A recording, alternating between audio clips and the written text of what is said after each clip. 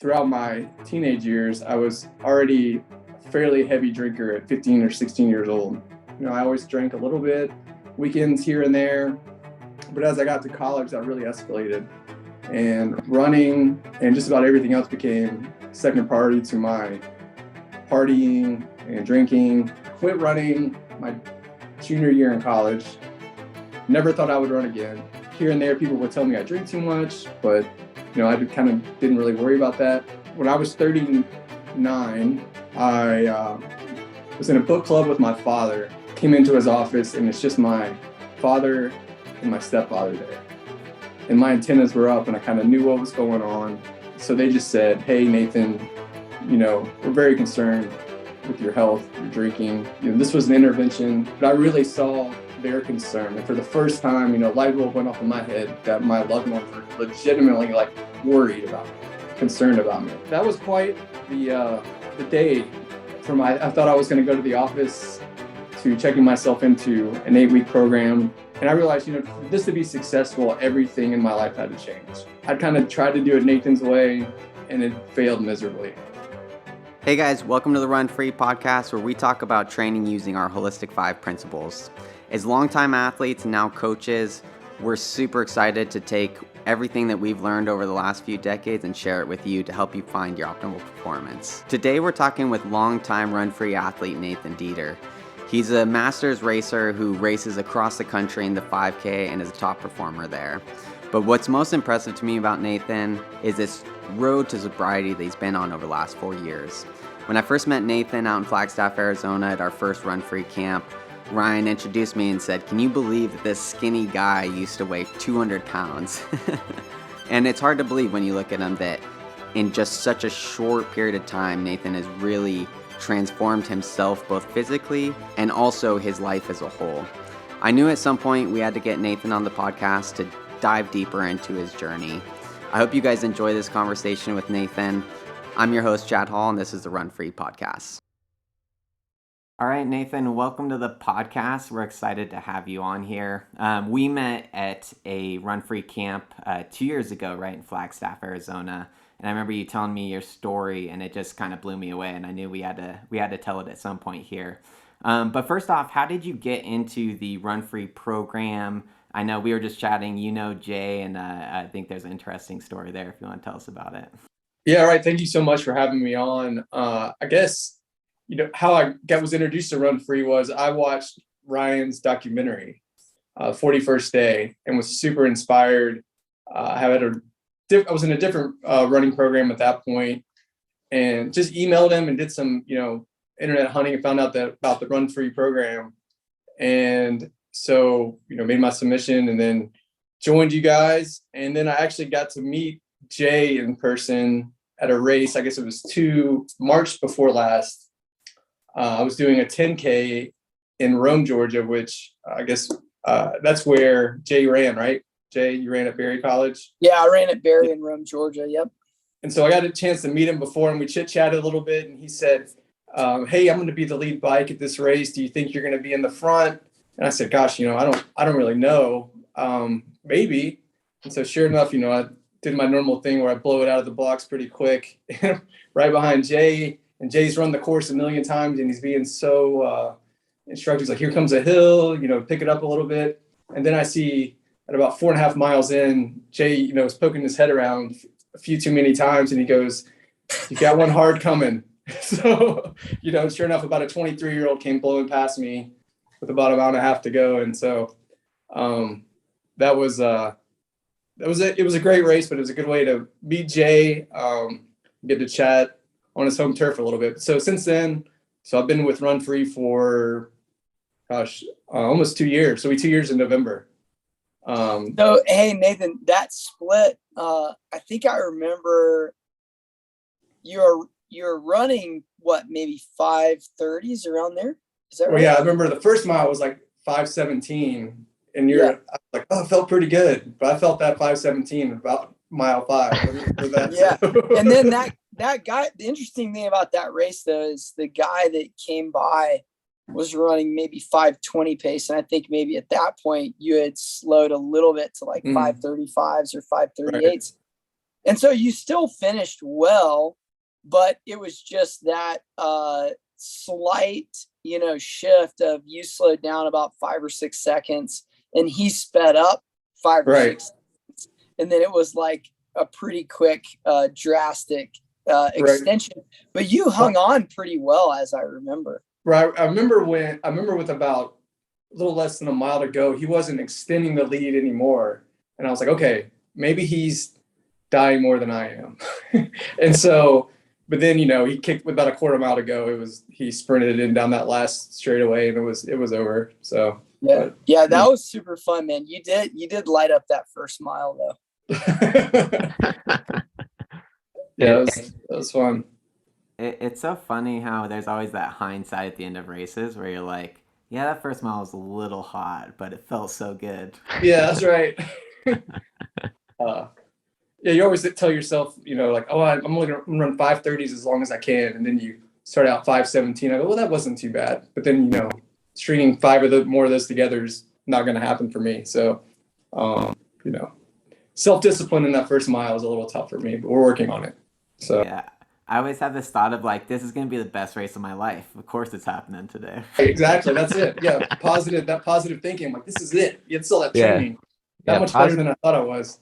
Yeah. Positivity can get the best of you sometimes. Running at least. Yeah. And you work with Rachel Smith now, used to be Rachel Snyder. That's correct. So she's been my coach since the beginning. Seen a ton of progress. I've, dropped about 1:20 or so in the 5K and over 2 minutes in the 10K. So it's been fantastic. Doing a lot of races around the country. Finally got to meet her in person 2 weeks ago up in Maine. Did the Beach to Beacon race, which was I highly recommend that for anybody. It's a bucket list kind of race. It's absolutely amazing. You run along the coast of Maine, finish at the oldest commissioned lighthouse in America, finish on grass, which is really cool. So, she went off with the elites, obviously, and then we had, I got to go off. The elite men went right off in front of me, which was really neat to see how fast those guys really go, in a race. Once again, I ran a little bit too quick of a mile, but I could barely see the police car, at mile 1. That's how good those guys were rolling. So that was a lot of fun. But yeah, it's crazy these days when you watch like the guys setting like the 10K like road world records. They look like they're like sprinting and they're like flying around corners and they're like kind of banking. You're like, man, what is going on? You guys are so fast.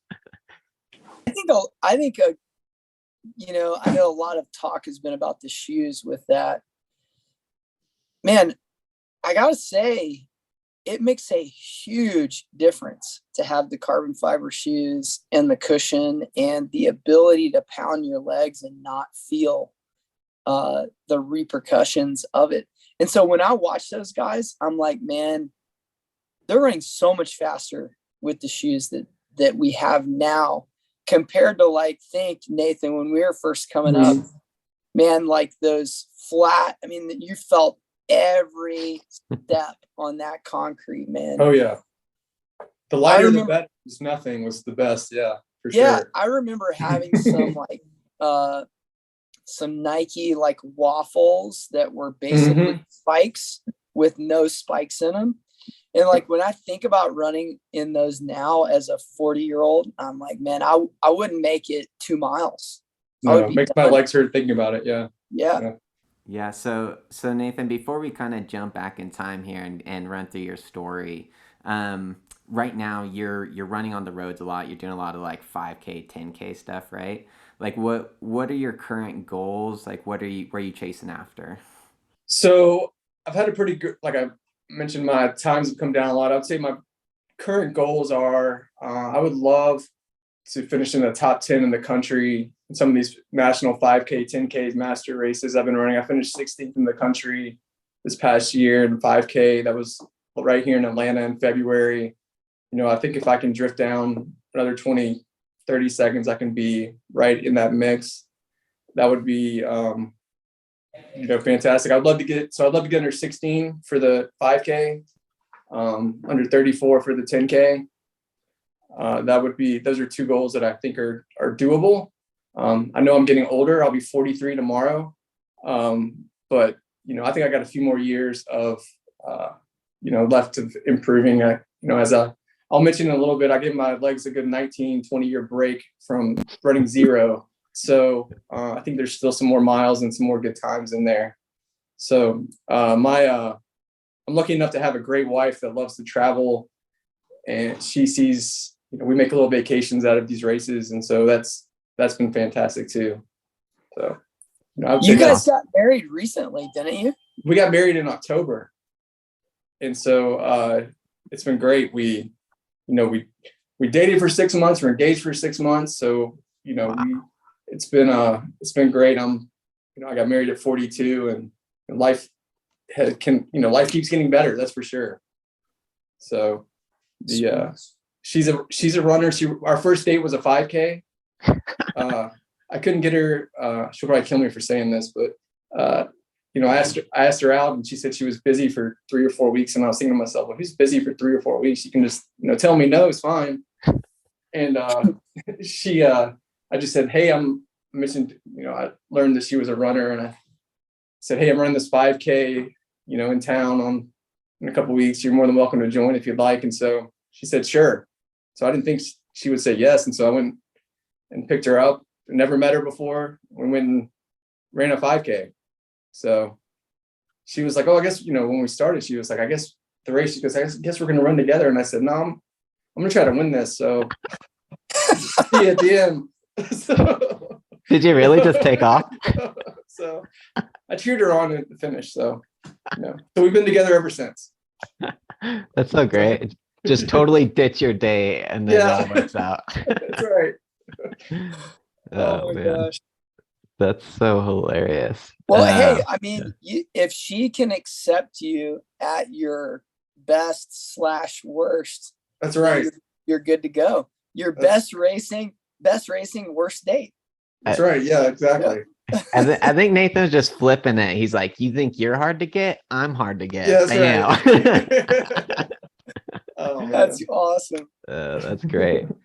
So yeah, let's kind of get into it. So for people watching, you might see Nathan, pretty slender dude. And I remember meeting you at camp, and I think Ryan introduced us, and he was like, Nathan used to weigh 200 pounds. Is that right? Over 200? The most I ever saw on a scale was 196, but I'm 100% sure I was heavier than that at some point. So probably 210, 215 is probably max. And how tall are you? Yeah. You're not 5'8". tall, man. 5'8". Yeah.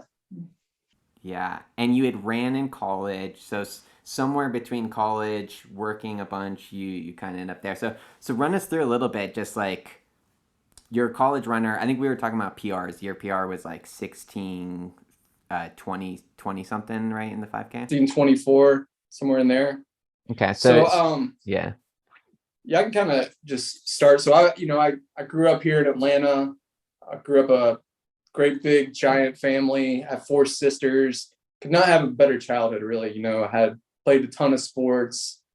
I was a big tennis player growing up till about 9th grade. I started running in 9th grade to stay in shape for tennis, and kind of got a little burned out from tennis and realized I was pretty decent at running. And so, kept the running going. I walked on to Auburn University to run cross country and track there. Was good enough to be on the team. That's about it. And then transferred and ran at a little Division II school called Carson Newman College. Well, let me back up for a little bit. I guess, throughout all this, throughout my teenage years, I was already a fairly heavy drinker at 15 or 16 years old. Started drinking, experimenting with drinking. I would say athletics curbed that a little bit, and what my parents thought, concerned me too. So I dabbled in it. I always drank a little bit, weekends here and there. But as I got to college, that really escalated, and running and just about everything else became second priority to my partying and drinking.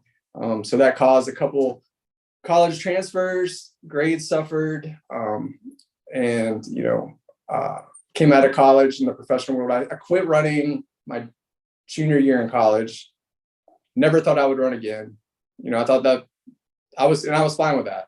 Totally 100% fine. I'm finished. What good is it going to do me to run? I'm getting my professional career. But as this is going on, my drinking is escalating.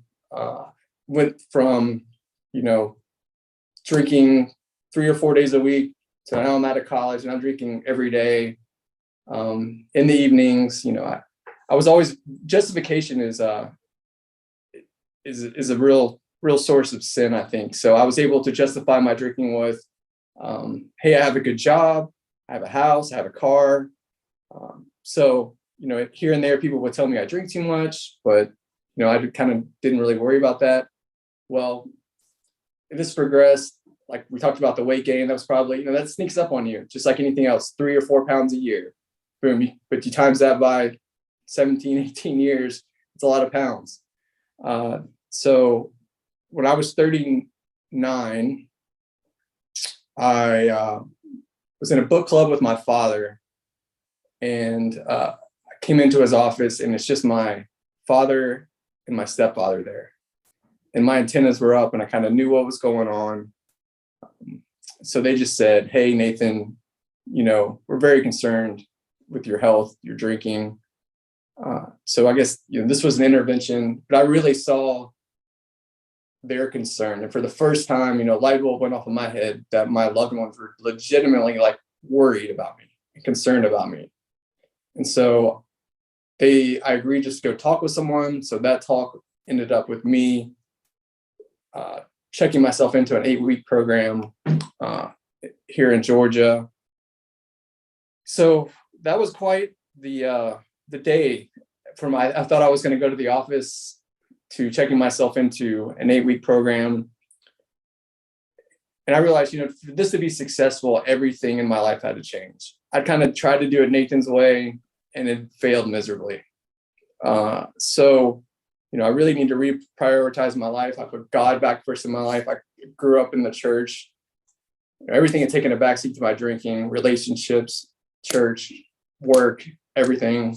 So I refocused my life, put faith in God, and said, hey, I've tried to do it my way and it's not worked. I'm willing to, follow you and see where it goes. And it has been quite the ride, and it's been fantastic. I was in the program for 8 weeks. I dropped, 15 or 20 pounds just from not drinking alcohol. I then bought a stationary bike when I got out of recovery, started riding that every day for about 6 or 7 months. And then I decided to jump in a 5K down at St. Simon's Island, Georgia. And, I really missed, when I jumped in that race, I didn't realize how much I missed the racing atmosphere and those 5Ks and 10Ks and that camaraderie that comes with that. And so I ran 21 or 22 minutes or something. And then I said, well, let's just stick to this running and see where it goes. And so that was July of 2019. Yeah, July 2019. And so since then, it's been running full steam ahead, and life keeps getting better.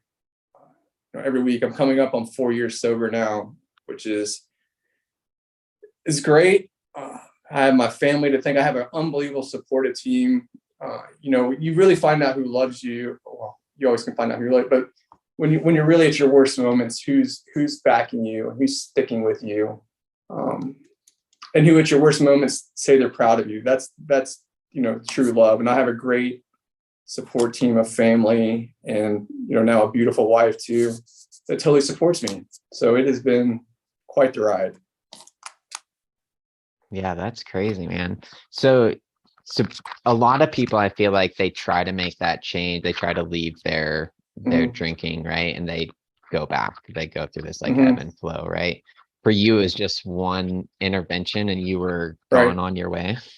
So yeah, for me, it was about acceptance. It was the biggest thing. Accepting the fact I'm an alcoholic. I can never drink again. And what do I need to do to make my life successful? what systems do I need to put in place? And I'm going to go beyond and above that to make sure that happens. And so for me, it was, a recovery center, an inpatient. It was a lot of meetings, still daily. I have to do something every single day for my sobriety. And so that is something that I've been blessed that it's worked for me. Now, like you said, some people go back and that's never far from my mind. I realize it scares me to death. I realize I have to do something every single day because I'm just as vulnerable as anybody else, but I try to put systems in place where I'm going to try my best for that not to happen, but I can't be, have an ego that I'm above that or something, so that is, I treat it like any disease, like anybody's diagnosed with. If you got cancer, you're going to do exactly what the doctor tells you. Now, so I went into recovery with kind of the same attitude. I've got a disease. I'm going to do everything these specialists tell me to do to make sure, because we have a treatable disease.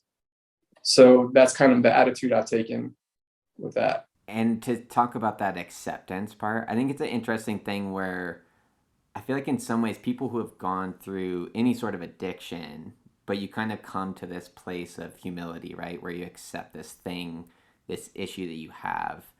And I think that's something that, and like with that, it's a daily struggle, right? It's a daily choice to not drink, to keep moving forward with the path that you've chosen. And I think that we all have to do that in different ways. I think in some ways, when you're dealing with something that's a very clear addiction process, it makes it there's this obvious pathway through that. But I think that that's so applicable to us in our daily life of like, we always have to make good daily decisions, right? Moment by moment, choosing the right way. So I think it's super impressive to me that you've gone through it all at one time and really just like stayed the course, because I think that's super difficult to do. Do you feel like, you said you put God first back in your life, you created these structures, right, that helped you in that process. Was that something in rehab that they like encouraged you guys to do, or is that something you just chose for yourself? Well, it is 100% encouraged that you, should have a higher power, be your focus. And, luckily for me growing up in the church, that's been God. And, so that's kind of, for sure, that's 100% right. Yeah, they for sure. The motto is, you tried it your way. How's that worked for you? Hasn't worked very well for most of us. So you come to that realization and the light bulb clicks on. A lot of, for me at the beginning, a lot of ego and pride's in the way of that. You don't want to accept that. You think I'm doing okay. Well, not really.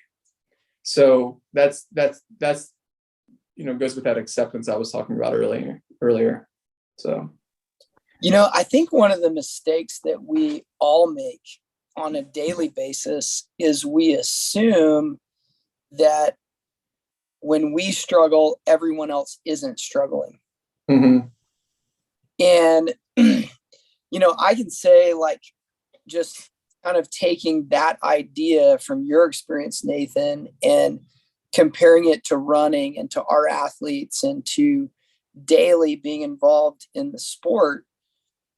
I used to think that professional elite athletes, like, you see them train, you see them race, and I used to think, it must be easy for them. All they have to do is get up and run. But the more opportunity to be around different levels of athletes, like, we're all going through these similar struggles with, like, I don't want to go run today. I don't want to get out of bed. I've got this struggle in my life I got to deal with. I've got that to deal with. What were some of those, like, systems that you put in place? Right. I would say routine and discipline were 100% super important for me. Especially the beginning of sobriety, I didn't know what I was doing every minute of every day to make sure I was not going to take a drink. So that was where I knew this times were meetings, this times was working out, this times was work. So those are the systems I put in place at the beginning that became, so those, became from the beginning, they were chores, right? But those chores became behaviors became habits. And those are things I still do every single day that I have routines. I'm a pretty disciplined guy. I pretty much know what I'm doing most times of the day. So I think it's important to have, systems in place on your day-to-day life and, stay pretty disciplined with those. So contrast that to, your life prior to making that change. What were the mentalities towards, just your daily living? Like, were things more unstructured? Like you said, everything was kind of backseat to the drinking part, right? Right. I mean, my days were going to work and then counting, the minutes till 5 o'clock hit, and I would be able to go grab drinks with my buddies at the bar and then kind of do the same thing every day. That's pretty much what I did every day for 19, 20 years. In order to change all that, I had to totally change my way of thinking. I had to say, what are the things I need to do every day to make it successful? And so those are, it took a long time, and it was not fun for a long time, but, I knew it had to change if I wanted to stick around on this planet. I had to change my way of life. So there was no option for me. So it was pretty easy, actually, to know I had to change, or I probably wouldn't be around. I probably wouldn't be talking to you guys. So you felt like you were on like a real destructive path then, like when there's no doubt. When I was going into recovery, my blood pressure was so high, they almost took me to the ER. It was my liver enzymes were super elevated. It was a bad situation. So, and you do the things like you don't go to the doctor because it's not going to be a good report. You do things like that. I hadn't had a physical in 10 plus years before I went into recovery, so because I knew it was not going to be a good report. So plus you're gonna get that question like, how many drinks do you have a week? And you're like, yeesh. Oh no, yeah, I need to get a calculator. The physician always says they multiply that times 2 now anyway, with whatever people tell them. That's what my doctor told me, but it's easy for me because it's 0. So 0 times 2 is still 0. So to rewind a little bit, just like kind of how the whole process of addiction started for you. Sounds like you started off just socially drinking, right? Like, what was that? Pretty young. I would say, I don't even know. I've kind of debated that. I don't know if that's 100% accurate for me. When you're a teenager, 15, 16, 17, I guess everyone drinks to get drunk, right? So, but I would always find myself, I would be the guy that's a little bit more drunk than everyone else. I would still, in college, I would be most of the time the guy that drank the most at the party. I don't know. I guess who knows if I'm predisposition to that, or, I'm not really sure. But that's kind of, so I would say, but it did escalate. There is no doubt about that, Chad. So, I drank in college a lot. I drank a little bit more than the average college student, yes. But then, as I got into my professional career, it really escalated. It for sure escalated over time, and it got to the point where it was fun until it wasn't fun. So it would be fun, and you write it off as, oh, I just drank too much, big deal, kind of thing. But you start doing that a whole bunch of times, there's probably an issue. I'm so thankful that my father and stepfather and other family members and friends pointed out to me when they did. And, I'm very blessed and thank God every day that light bulb went off for me, that, hey, like what Jay was saying, it doesn't just affect me. This is affecting my whole family. This is, a disease that I'm spreading it out to my whole family members and friends, and it's really affecting their lives. That's kind of the antithesis of changing your life was really knowing the people that love you are generally concerned. People that will have your back no matter what. Like, you know, they're not just doing this for their own good, telling you have a drinking problem. They're legitimately concerned for your life. And I kind of thought, you know, when I started that whole process, I was like, okay, we're going to solve this drinking thing, and then we're going to be done with it. It's not going to tell me how not to drink, and I'll be done. Well, not quite that easy. You have to change really everything. You have to change the way you think, the way you behave, the way you treat others. And that whole transition is what keeps you sober. You know, the posture of putting others first. World's not about Nathan. That kind of attitude I had for a really long time. At first, I just thought it was gonna be a check the box thing. Let's just quit drinking and move on. But that's not how it works at all. I think that's such actually like a cool thing about addiction, because like, for one, I think probably a lot of us deal with some level of addiction to something, right? And then to have to flip, it's like you have to first live a good life to break the addiction, which is a cool byproduct of that, right? By not drinking, you live a pretty well thought out life, you know? Right. And that's one thing I thought too. I said, when I first went through this process, I just thought I would never have fun again. Because I equated drinking with fun. I was like, every time I had fun, I was drinking. I go, well, you know, I just want to have fun. You know, it's better than dying, I guess. But that is 100% inaccurate. I mean, I have more fun now than I ever did. Blacked out, drunk, you know, worried about who I text or what I said, or I never have to worry about that, you know, anymore. So it's life is so much more fun. So that's I was 100% wrong about that. Yeah, that's cool. Because I think a lot of times, and I'm just kind of guessing this with you, that with addictions, I feel like a lot of times we're trying to do something, we're trying to fill something, a need that we have that's not necessarily bad that we have that need, but then it's like we just use the wrong pathway to do that, right? So it's like, in some ways, it's funny because I was a complete opposite. Like through high school and college, I was super anti-alcohol, like didn't drink at all, like very judgmental towards people that drank. And in some ways, I was almost too far on the other side of that, where it's like I removed myself from having like good social interactions with people because of the judgment that I had towards it. So it's like the flip side of that is not great either. I think there's a happy medium there of like the wanting to be social, the wanting to participate. I think that part is actually not bad, but it's kind of too bad that like alcohol is so socially acceptable, and it's a thing that gets presented in those situations all the time.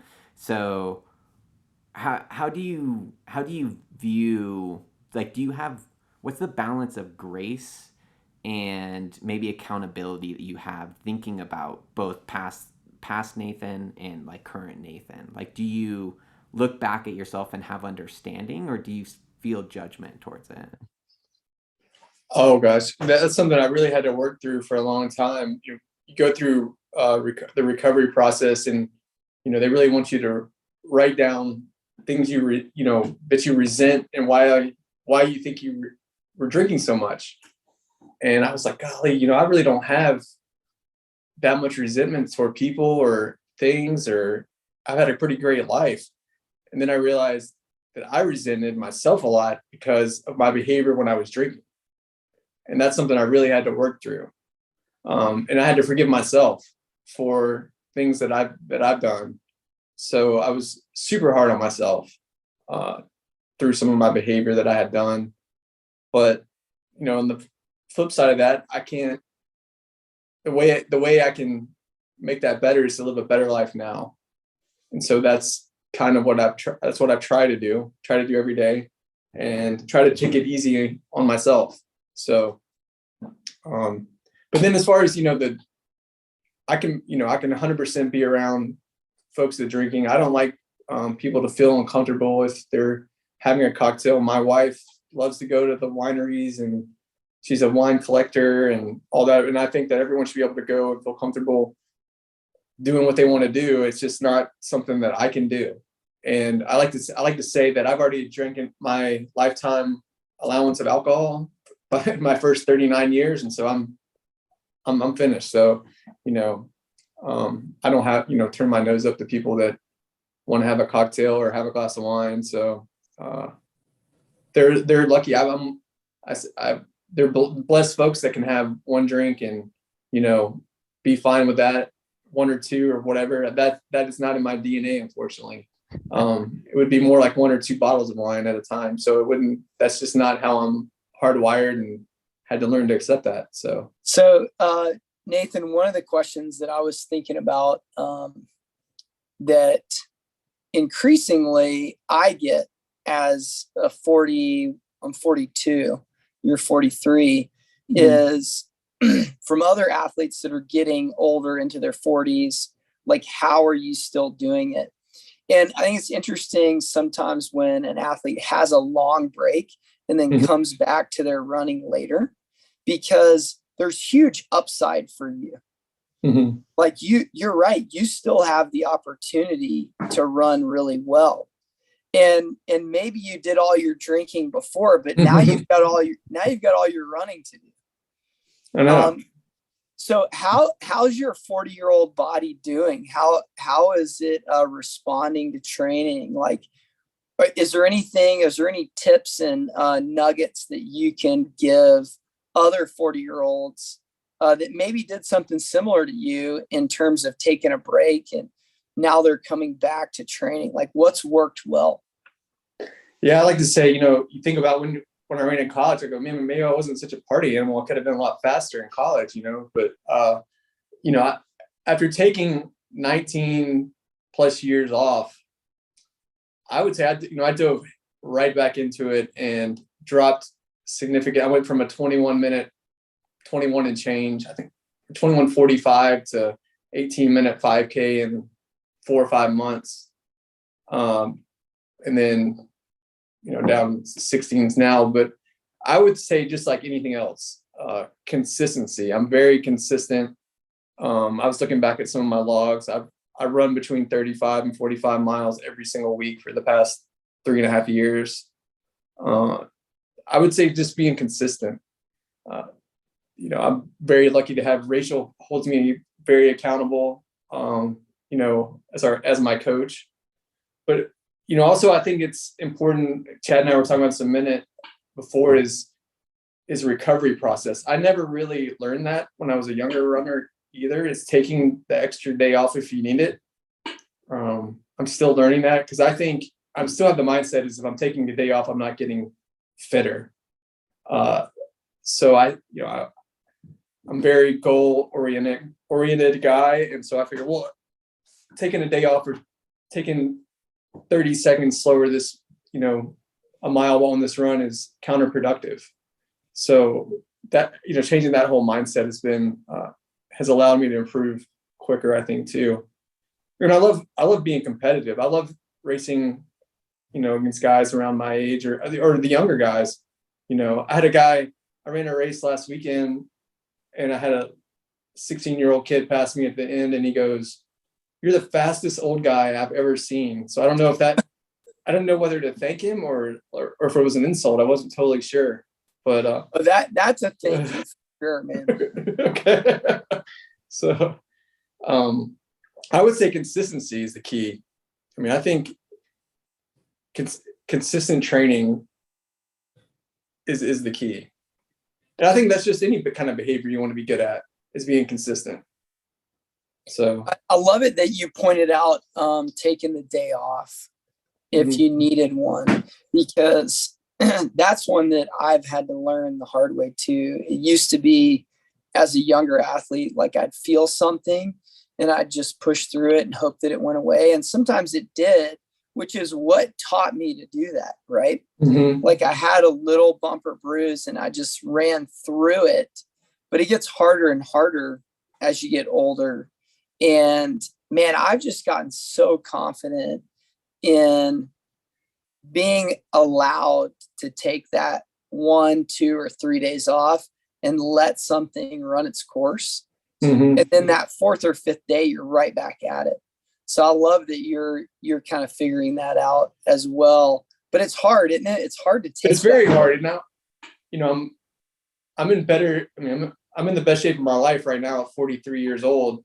And so you want to get faster. Now, I don't know how much, I mean, I've Father Time's going to take that away from me eventually. I would guess I would have a few more years, but at the same time, I want to push to see how much fitter and faster I can get. That's a constant struggle too, but I do need to take the extra day off. What's funny is in thinking about consistency, and I think I can say this about myself. I would for sure say this about Ryan, but runners in general. I think a lot of times we do have like an addictive personality. Like we do, like I'm the same exact way when you're talking about other people are drinking to a place of like, just like being maybe buzzed.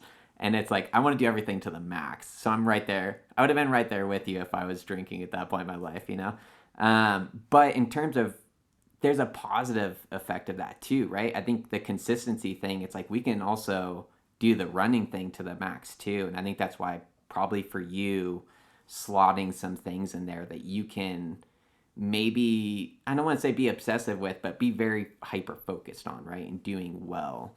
And we talked about this a little bit. So you kind of had these things that you slot in there. Was running, you talked about kind of coming back to God. You're coming back to running. Was it important to you to like come back to the things that you maybe left behind? Well, something I really didn't have to think about too much. I just said, I'm going to focus on God and not worry about what happens and try to do the next right thing. That's all I was going to do with my life and not drink that day. That's a good day for me if I don't drink. So that kind of puts it in perspective for me. I can have something terribly go wrong and go, you know what? I didn't have to drink because of that. And, hopefully I followed God's will in what I'm doing in my behavior and the way I treated people. So, I think just having God, being God focused and just letting everything chips fall where they may. And it's worked so far. Business has grown a lot. My relationships with my family have gotten a ton better. I've lucky enough to meet my beautiful wife. If my wife had met me 4 years ago, she wouldn't have given me the time of day, with my kind of behavior I had.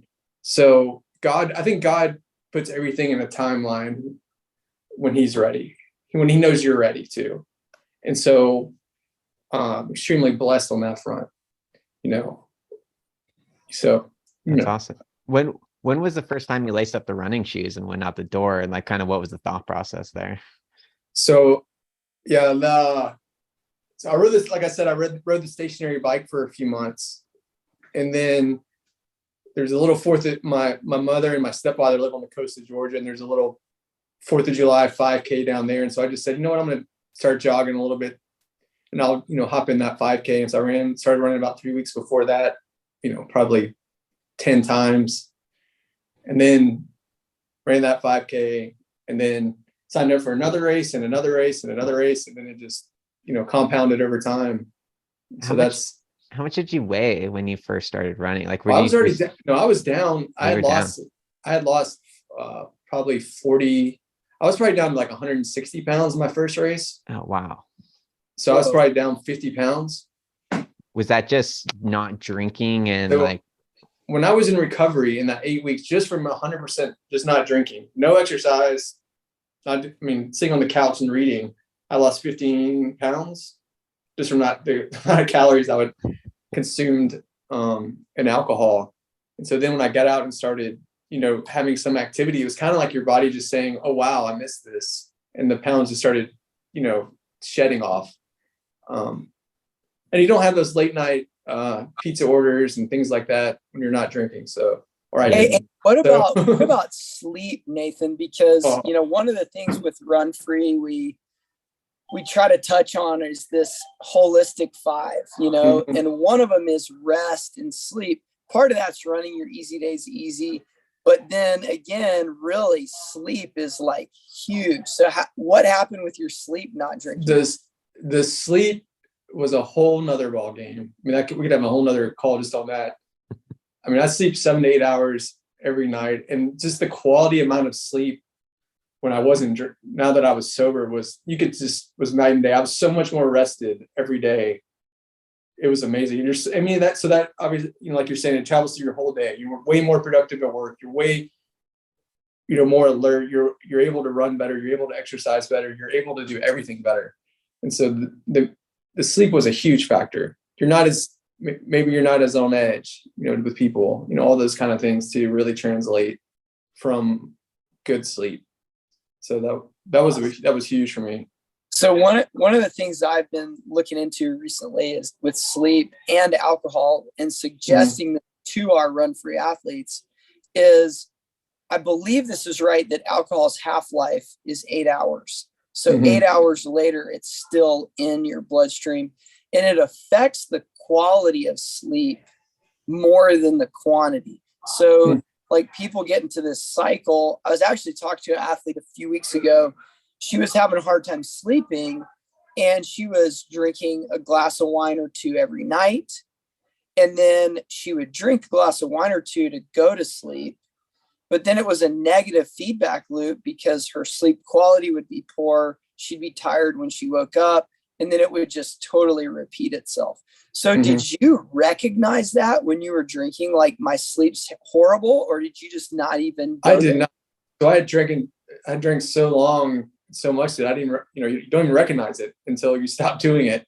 And so when I stopped, I was just so much more alert and, clear-eyed, and, you're clear-eyed from obviously being sober, but also amount of sleep that you get and quality sleep.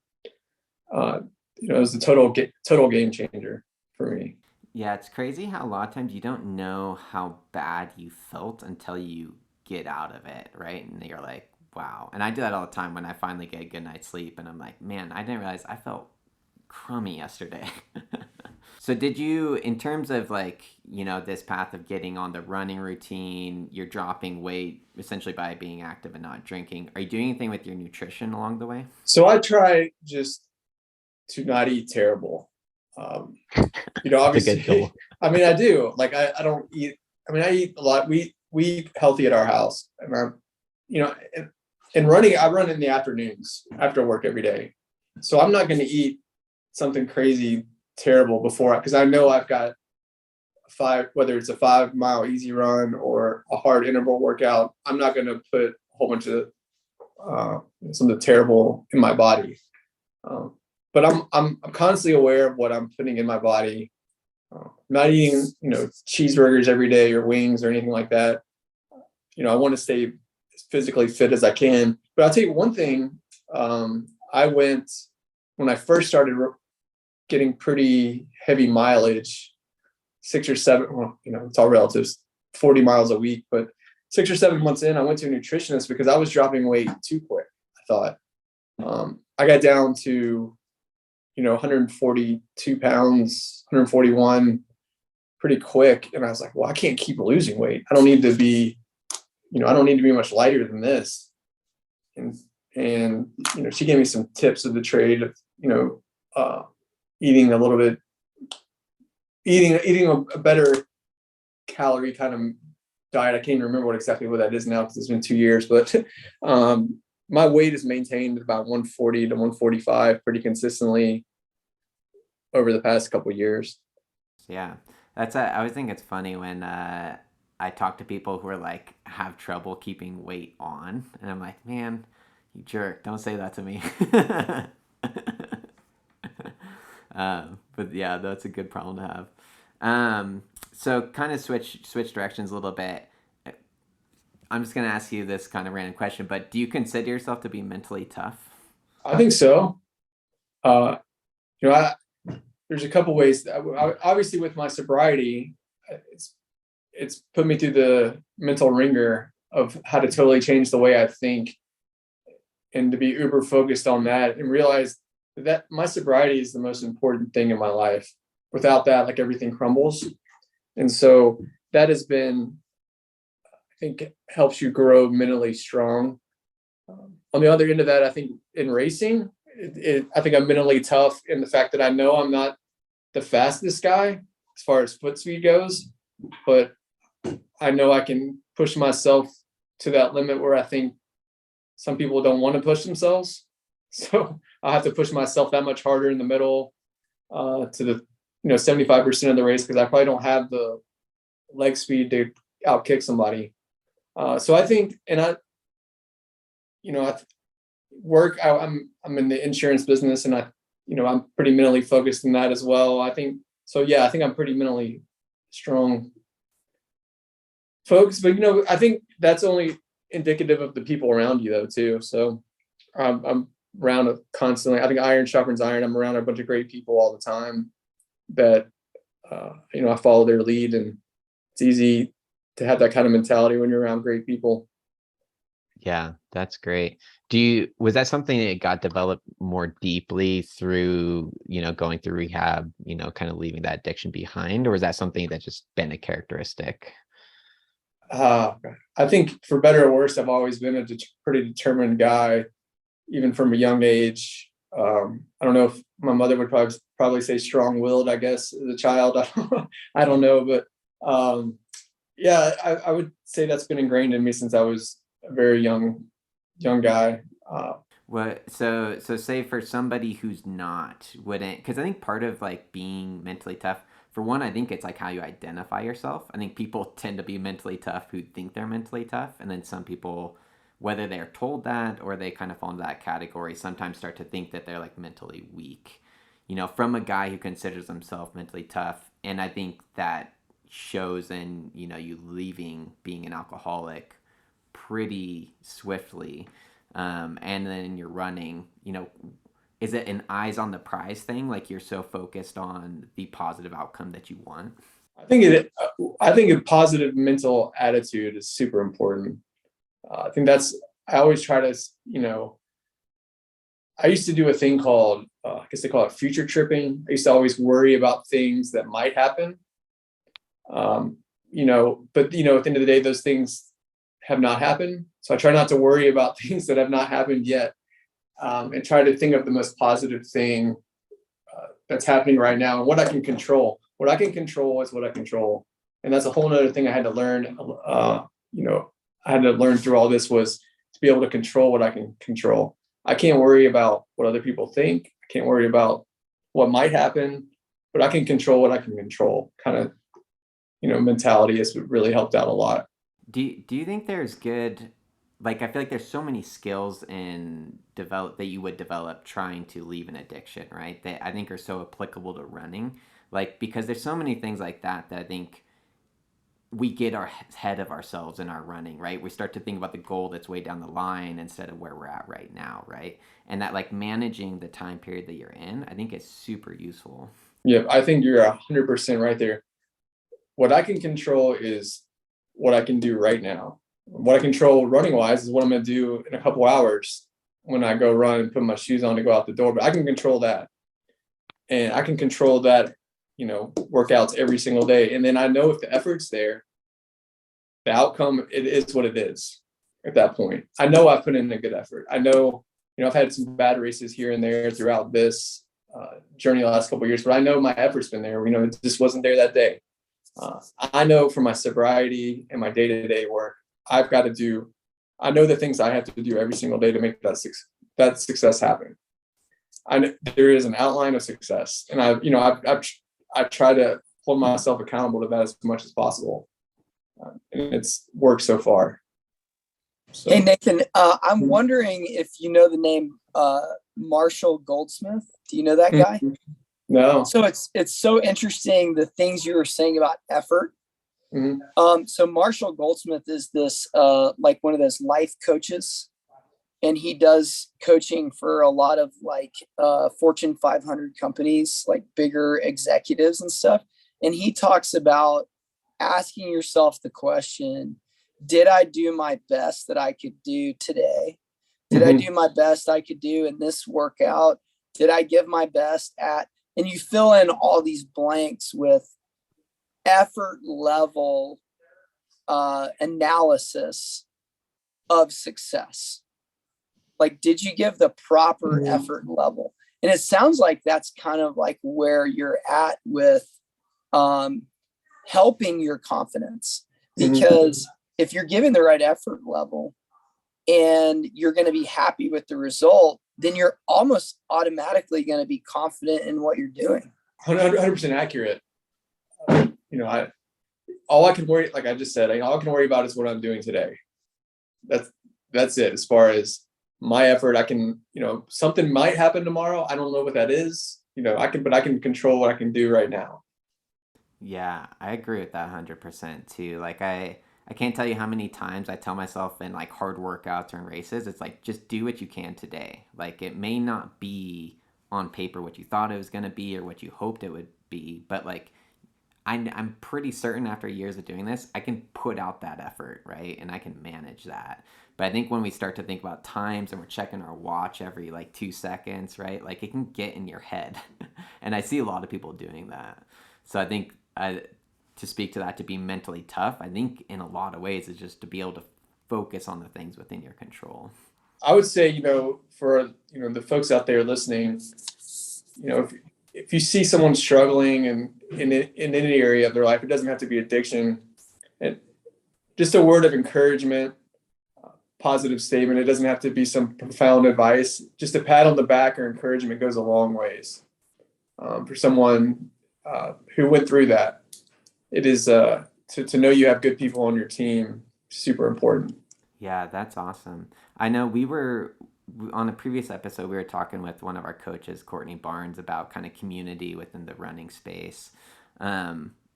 Obviously, the impact of that intervention on you was huge. And now I think it's so cool that now, like, you met your wife, you guys dated for 6 months, right? Get married. What has been the role of people in bringing to where you are now? So they're the whole reason I am where I am. At the end of the day, I could, without the guidance of a good, strong, supportive system, I don't know where I would be. At first, I decided to get sober because everyone was concerned, but I realized really quick that I had to do this for myself, and then it translates to your relationships with your loved ones and close ones. But I think a support system and realizing that your relationship with your close ones is the most important thing to help you get through something tough. When someone, like, when I was going through all this, and my stepdad and my dad, checked me in. I was there when I checked in to rehab, and they said, "Hey, I'm proud of you." And they say, "I'm proud of me. This is like the lowest point of my life, and you're proud of me." That says something about how deep their love and their how much they love you. So that's the kind of support system I have, and I'm super lucky. Yeah, that's really cool. I feel like the older I get, the more I realize that life is about like these shared experiences that we have with each other, right? And I can't remember where I heard this, but I remember listening to this person talking about kind of like all these bad things that happen in the world, or happen maybe to good people who lose a child, And I remember them describing this as like, but what rich experience. And I thought that was such a cool way to look at it, is like to go through life and experience these rich emotions and have maybe traumatic events happen, but like how rich is your experience now because you went through what you did? How much does your wife mean to you now because you know that you went through that process to get there? Yeah, I think I guess the question I would ask is, would you change anything about your journey thus far? The thing I would change is the hurt and worry I caused my loved ones for 20 plus years, not realizing that you're so full of addiction that you don't realize that there's a lot of collateral damage around you. That's something that I've spent time apologizing for, and hopefully the only way I can make that right is the way I'm acting now. Hopefully it's the behaviors and things I'm doing now to make those folks proud and let them know that what their worry, I appreciate their worry, and they've helped turn around my life. So those are the things. Yeah, that's for sure. The one thing I would change would be hurting the loved ones around you, and not being blind to that while it's going on. Yeah, I feel like so many problems that we experience are like us choosing, like you said, Nathan's way, right? Maybe that's not the path for you, where we get so sucked into our own self that we maybe even isolate. I know I've been there. And it's like it's so interesting how there's like coming back to the group and kind of leaving some of your ego behind, right? And I think the cool thing about breaking addiction is you definitely get to this place where you're humbled by it, right? And you have to like leave that ego behind and come back to people that you love and care about. Yeah, ego and pride, get in the way of a lot of good things. It caused me a lot of damage for a long time. So once you're able to drop that veil of ego and pride and say, hey, this is how I am. I need help, or, I've accepted, these are the deficiencies I have. I need help. So those are the things that for me had to go first, were my ego and pride. And, with that acceptance comes, and everything else can be great. That's awesome. So say somebody's listening to this podcast and they are dealing with some form of addiction. Maybe they think they might have an addiction going on. What's the first step back? I would say what we've talked about is realizing that you have a problem. No one can tell you you're an alcoholic. No one can tell you that have addiction issues. The light bulb goes on when you realize that you have a problem. And once that light bulb goes off, I would say lean on the people around you. There's people that love you, whether that's a counselor or a family member. There are people there that want to help you and get you in the best place you can be. So that's what I would say. Awesome. Well, Nathan, thanks so much for coming on, man. I know such an amazing story. I know this will impact our listeners, and I know it's definitely impacted me. And yeah, best of luck on all the future racing. Thanks. I hope to see you out there. Yeah, maybe. Yeah, man. Hey, let me know when you're racing any time up this way. Yeah, I'm going to do the March race up there. So sweet, dude. Let's hang out. Okay. Hey guys, I hope you enjoyed that conversation. It's been a little bit since we recorded with Nathan, and I've had a little bit of time to reflect on the conversation and just some of the things that I've learned from it. So I was reflecting on this part of the conversation where Nathan said, there's a plan for success. And he said, I'm a pretty disciplined guy, and I hold myself accountable to that. And I think in the same regards, sobriety is such a huge undertaking that it could be so overwhelming that you have to take it in bite-sized chunks day by day, and you have to have a plan of action of how you're going to do that. And I think in the same way with our runnings and all parts of our lives, really, having a plan of how am I going to structure my day to accomplish this big goal. And it's what we try to do at Run Free, I think, is to break it down into our holistic 5 principles, is really just to lay it out for you in a way that is comprehensible, that is achievable, and you can really just go through your day and check off, am I taking care of my training? Am I taking care of my nutrition? Am I taking care of my rest? Am I taking care of the internal game? Am I doing all those little details in the 1% that make a big difference when you're putting them all together? So I would encourage you guys to think about that. What does your day look like? How are you accomplishing your plan for success in your day-to-day life? And if that's something you feel like you don't have laid out for you, I would really encourage you to talk to your coach. If you don't have a coach, do research online. We have a ton of great resources for you guys as our athletes, and also for just the running community at large. So I think that's, for me, a big takeaway is I don't have to be completely consumed by the huge, massive goal of what I'm trying to achieve. I really just need to focus on what is my day-to-day. And I think if you can take care of the day-to-day, those days will add up and you'll get where you're trying to go.